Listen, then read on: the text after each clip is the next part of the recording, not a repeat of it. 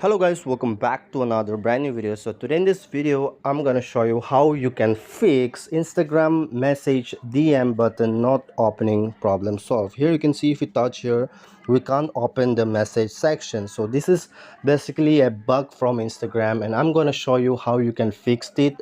So without wasting much more time, let's get started.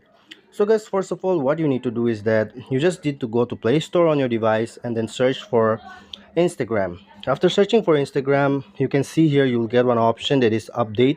Simply update the Instagram and then check whether your problem has been solved or not. Guys, if it is not solved, then what you need to do is that the alternative is you have to go to your phone settings.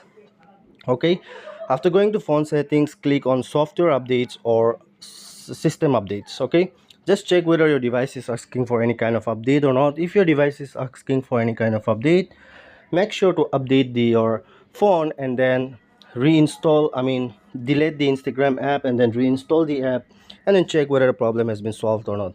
Guys, again, if it is not solved, then there is only one way you can use the DM section. Let me just show you.